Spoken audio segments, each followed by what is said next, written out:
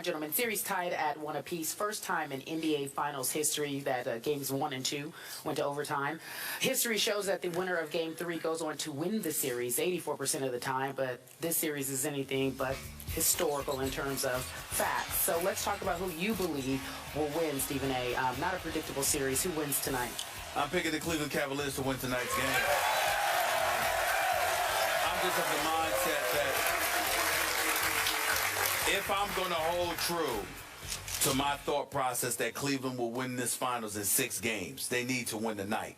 Obviously, if they lost tonight and they won Game 4, you still got a series. But I think considering the momentum that they captured by winning Game 2, by seeing LeBron James slam the ball on the floor and scream the way that he did, knowing how pivotal and how important it was to capture that particular game, I think all the momentum that you gained by winning Game 2, you immediately lose and return to Golden State if you lose Game 3. Because even if you turn around and win Game 4, the fact that Golden State walked into your house for Game 3, handled their business immediately after losing Game 2, still sends the right message to them that they've got control of this series, that they can beat you, that the road to the championship still has to go through their house at the Oracle in Oakland. I think if you want to create doubt, and talking to Dwayne Wade just the other day when he was working for ABC doing pregame with us, he said that he had spoken to LeBron, and he basically said this is about creating doubt in Golden State's mind. You want to make sure you embed in their brain you have something to worry about. You do that by capturing Game 3 as well as Game 2, not by winning Game 2 and then turning right around in less than 48 hours and losing Game 3. I don't see that happening. I think it's pivotal that the Cleveland Cavaliers win tonight's game, and I think with LeBron literally imploring the fans of Cleveland to show up and to match the intensity, the loudness of the Oracle in Oakland, I think the fans in Cleveland are going to show up big time tonight. They know they haven't been to the final since 2007. You got to consider the fact that even when they went to the finals in 2007, everybody and their grandmama knew they were going to lose because you weren't beating the San Antonio Spurs being so young, going up against Tim Duncan and those boys in their prime. This is the first legitimate shot at an NBA championship that these boys have had in the history of this franchise. LeBron senses it. The team senses it. The fans in Cleveland and beyond know it. And I think they will show up, and they will show up tonight, and they will win this game. You got a score? If I have to venture to guess, I don't believe this game is going overtime. I'd say Cleveland 99, Golden State 91. Okay. Well, hold it. Wait. Yes, You just said that Cleveland Cavaliers are going to hold the Golden State Warriors to 91 points. Well, look at the points. Look at the points they've held them to without overtime. Regulation. Yeah, and that's what I'm saying. And I'm saying this is not going overtime. I'm saying this is not going overtime. Okay. Here I go again.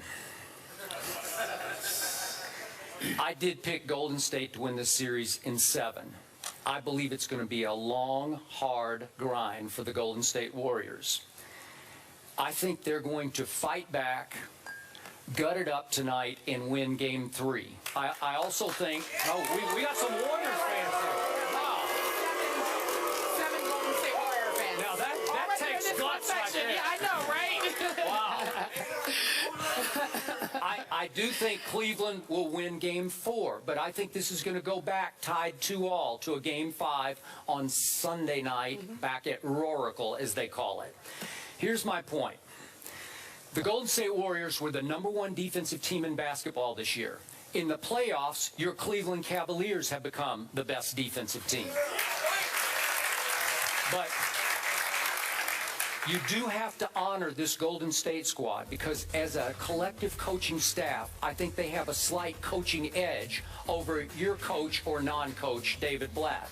Now, Tyronn Lue does a heck of a job. I was getting ready to bring him up. He's done an outstanding job and obviously by the way, worked under the tutelage of Doc Rivers for years. And LeBron James has become quite the unofficial assistant head coach here. But my point is, I think they're going to change their defensive strategy tonight, Golden State. LeBron James was allowed to control the basketball game on Sunday night. He walked the ball up the floor. He milked every clock down to just about 5 before they initiated the offense. He, in fact, walked into the offense repeatedly the other night. I don't think Golden State will allow that to happen. I think they're going to start trapping LeBron at half court right away tonight, at the peril of allowing all those three-point snipers that he has at his disposal to get their three-point shots. But it might speed up the offense if they trap LeBron and make him, as we know he'll make the correct basketball play, give it up to JR, give it up to Shumpert, give it up to Dellavedova, give it up to James Jones, whoever is open at that point on the man who comes to double LeBron. I think they're going to try to speed up the offense. Look, Dellavedova, you and I have gone back and forth. We'll talk about this later. Do I think he has Steph's number? I do not. But I think he does a nice job on him, and I think he'll continue to do a pretty good job on him tonight. I don't think he's going to shoot 5 for 23, Steph. I don't think he's going to go 2 for 15 from 3. He'll be a little better, but I think it's going to come down to late and close again. I'm not going to be surprised if this isn't another overtime game tonight, a third straight. I think Steph Curry, who is the MVP, and he's not a fraudulent MVP, he deserved it. I think he'll make the late play tonight. That's just my gut feeling. I got it 100-98 Golden State tonight. I will tell you this.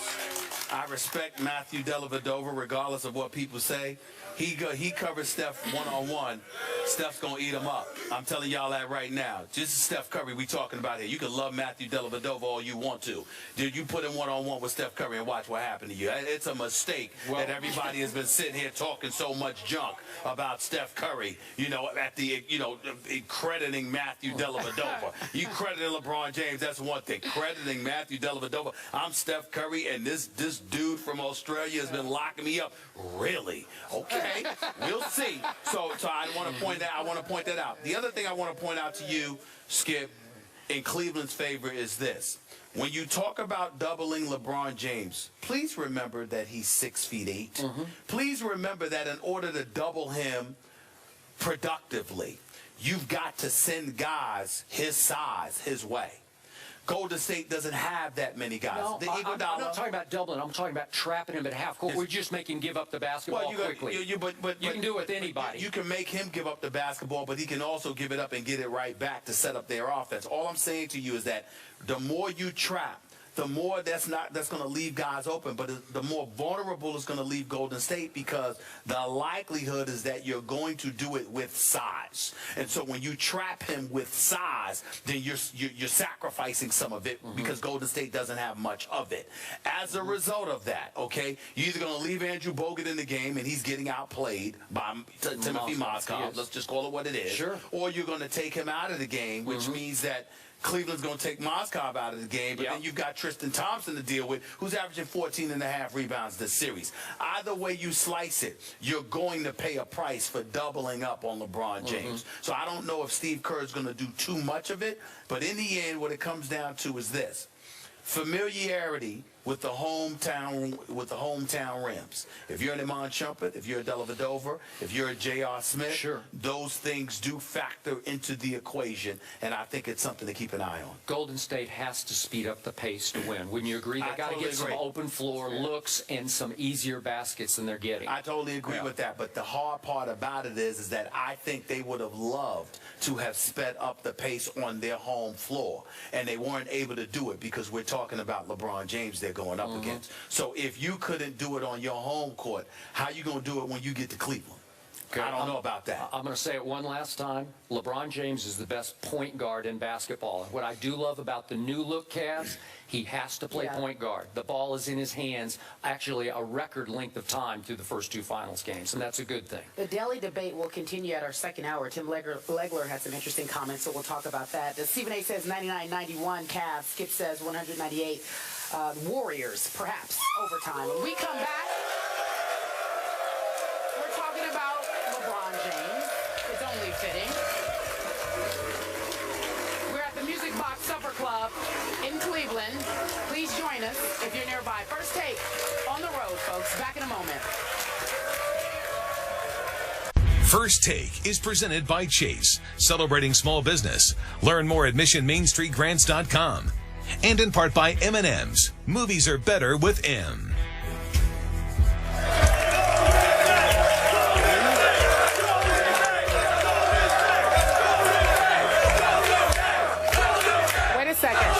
Wait a second.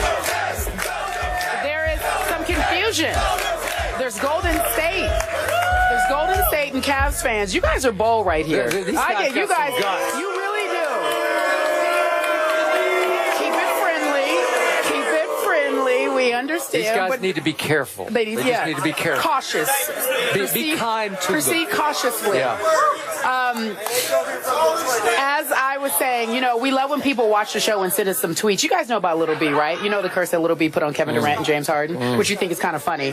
He also said, though, he said specifically that LeBron James, there was no curse. So he's all straight, right? Everybody's good with LeBron. He just tweeted the show. He just wanted us to know that he really liked the Iman Shumpert video, and he wanted to see what you thought about it. What do you think? I just hope Little B doesn't put a curse on Delhi. Uh-oh. Right? What if he did? Yeah. He's not cooking yet? No. No, not going to happen? Okay. All right, so let's talk about Game 3. Stephen A's like, I'm not a part of this. Who wins the game tonight, my friend? I'm picking Cleveland. I'm picking Cleveland.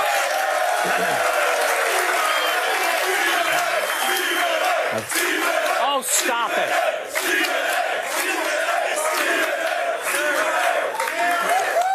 I really believe that Game 3 is pivotal in this series. I think that, you know, LeBron imploring the crowd in Cleveland to show up, to be raucous and noisy. I think that there's a need for that. He knows that his troops are going to need all the support that they can get because Golden State's going to be ready tonight. And I think that Cleveland's going to have to find a way to win. Keep in mind, Golden State is still the best team in this series. Cleveland just has the best player in the world. They will find a way to escape with tonight's game. And Iman Shumpert's got to show up offensively, too.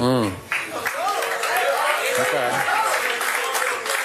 I believe, in fact, I know that Golden State's going to win one of these two games in Cleveland, and I believe it will be tonight because